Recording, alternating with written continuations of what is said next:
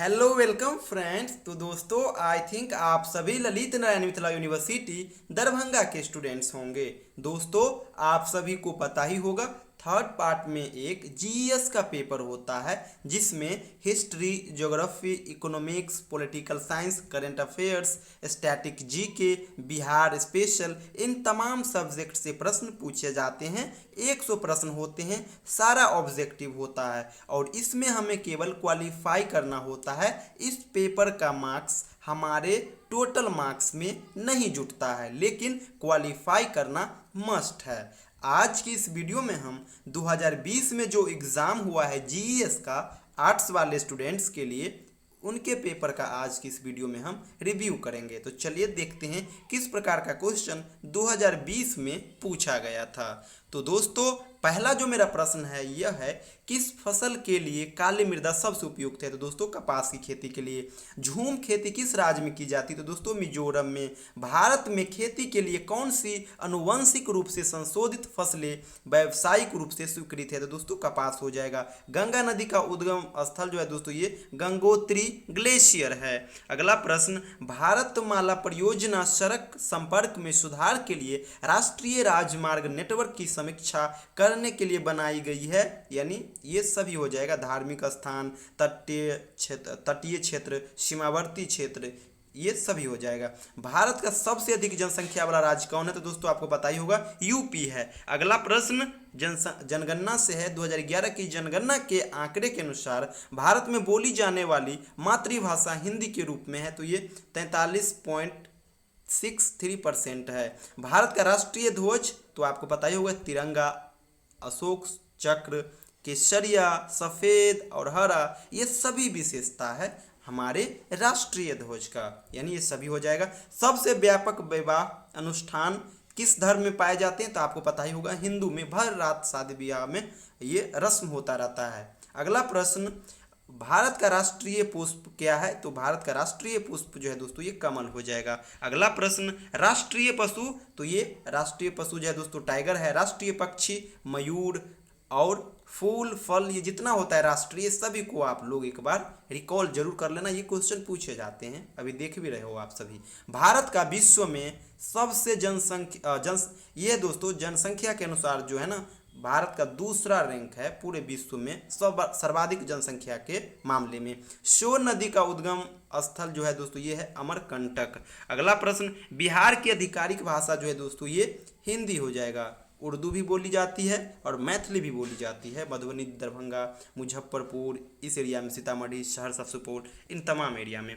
भारत के पहले राष्ट्रपति कौन थे? तो राजेंद्र प्रसाद हो जाएंगे। भारत के पहले उपराष्ट्रपति तो दोस्तों एस राधाकृष्णन हो जाएंगे, सर्वपल्ली राधाकृष्णन। भाभा परमाणु अनुसंधान केंद्र दोस्तों मुंबई में है। अगला प्रश्न, ये चंद्रयान द्वितीय से है। प्रधानमंत्री की सुरक्षा के अधीन है। तो दोस्तों ये हो जाएगा एसपीजी, उसका फुल फॉर्म भी आप याद रखेंगे। हमारे संसद के उच्च सदन को कहा जाता है तो दोस्तों राज्यसभा कहा जाता है। अगला प्रश्न, तमिलनाडु के मुख्यमंत्री, तो इसको आप करेंट से रिलेट करके याद करना, जिस वर्ष आप एग्जाम दे रहे होंगे उस वर्ष के अकॉर्डिंग। अरुणाचल प्रदेश की राजधानी तो ये ईटानगर हो जाएगा। यूजीसी का जो फुल फॉर्म है दोस्तों ये यूनिवर्सिटी ग्रांट्स कमीशन। अगला प्रश्न, जवाहरलाल नेहरू विश्वविद्यालय जो है दोस्तों एक प्रकार का केंद्रीय विश्वविद्यालय है। जेएनयू जो है ये सेंट्रल गवर्नमेंट का है। RUSA का पूरा नाम जो है दोस्तों ये है राष्ट्रीय उच्चतर शिक्षा अभियान। अगला प्रश्न, प्रथम भारतीय जिन्होंने भौतिक में नोबेल पुरस्कार जीता, तो ये CV रमन हो जाएंगे। स्वामी विवेकानंद के जन्म दिवस के सम्मान में राष्ट्रीय युवा दिवस मनाया जाता है दोस्तों 12 जनवरी को। राष्ट्रीय जनता दल यानी RJD जो है ये राज्य स्तर की राजनीतिक पार्टी है। आपको पता होगा लालू प्रसाद यादव, तेजस्वी यादव इसी पार्टी के मेंबर है। अगला प्रश्न दोस्तों, भारत के मुख्य चुनाव आयुक्त कौन है? तो ये सुनील अरोड़ा। फ्यूचर में अगर चेंज हो तो इसको आप करंट से रिलेट कर लेना अपने एग्जाम के लिए। अगला प्रश्न, निम्नलिखित में कौन सी एक वाणिज्यिक फसल है? तो ये गन्ना हो जाएगी। नीली क्रांति दोस्तों मत्स्य पालन से जुड़ी हुई है। नमामि गंगे परियोजना की गई थी, परियोजना शुरू की गई थी, यानी इस सभी को ध्यान में रखते हुए। जन धन योजना एक योजना है, बैंक खाता खोलने के लिए गरीबों की मदद करे, आकस्मिक बीमा कवर 1 लाख तक, यानी ए और बी दोनों हो जाएगा। अगला प्रश्न, मलाला यूसुफजई को मलाला के नाम से भी जाना जाता है, महिला अधिकार कार्यकर्ता हो जाएगा इसका राइट आंसर। अगला प्रश्न, बाल श्रम अधिनियम 1986 के तहत कम उम्र के बच्चे के रोजगार पर प्रतिबंध है, यानी 14 वर्ष से कम वर्ष की उम्र के बच्चे को अगर आप काम करा रहे हो तो आप पे केस हो सकता है। भारत द्वारा 18 मई 1974 को पहला परमाणु परीक्षण विस्फोट हुआ पोखरण में दोस्तों।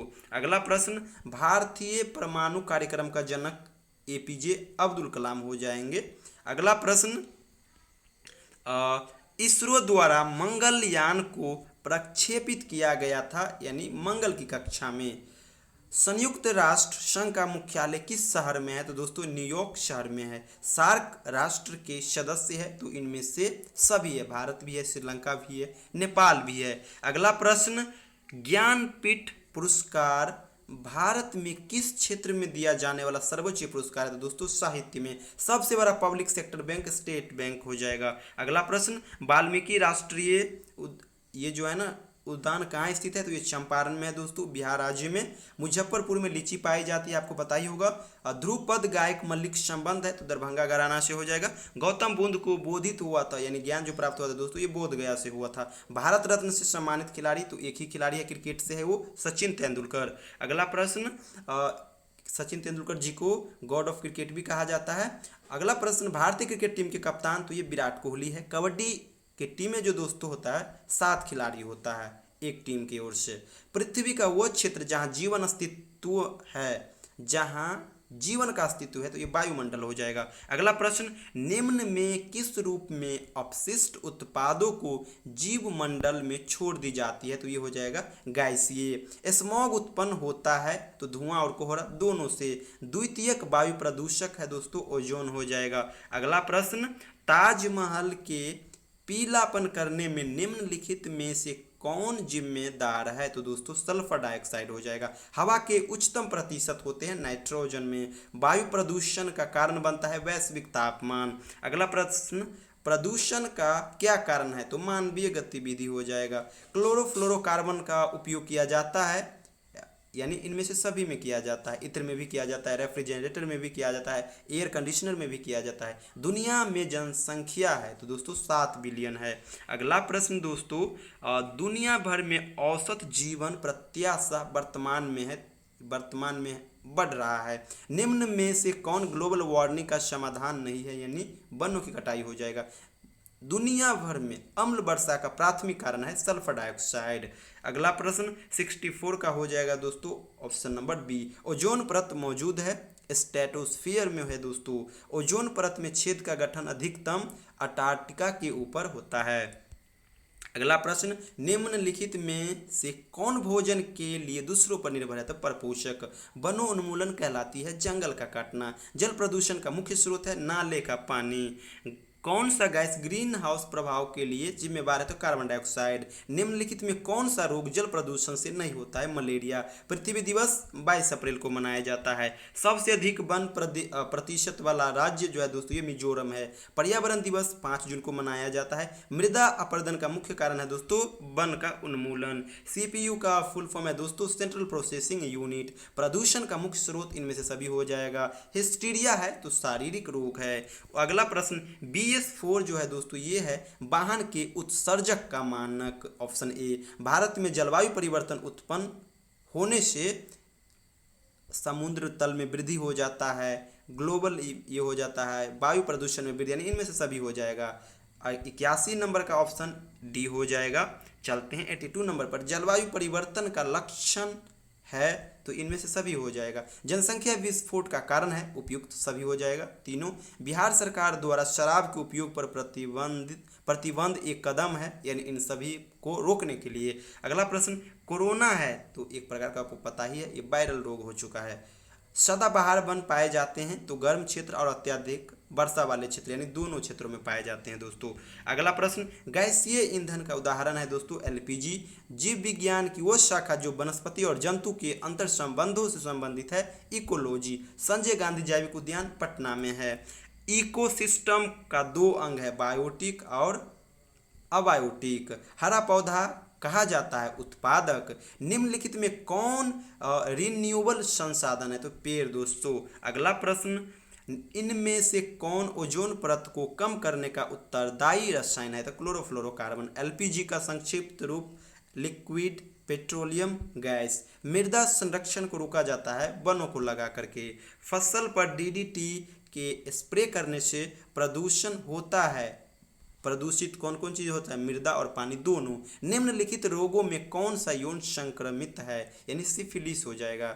उद्विकास का सिद्धांत दिया था तो चार्ल्स डार्विन ने दिया था दोस्तों। अगला प्रश्न, गुरुत्वाकर्षण सिद्धांत के प्रतिपादक कौन है, तो न्यूटन हो जाएंगे। और कौन सबसे बड़ा महासागर है, तो प्रशांत महासागर। तो दोस्तों ये है 2020 में जो एग्जाम हुआ आर्ट्स वाले स्टूडेंट्स का, उनका क्वेश्चन पेपर का रिव्यू। और इसी प्रकार से एलएनएमयू से जुड़ी हुई वीडियो देखने के लिए आप हमारे चैनल संपूर्ण इंग्लिश को सब्सक्राइब कर सकते हैं। थैंक यू सो मच दोस्तों।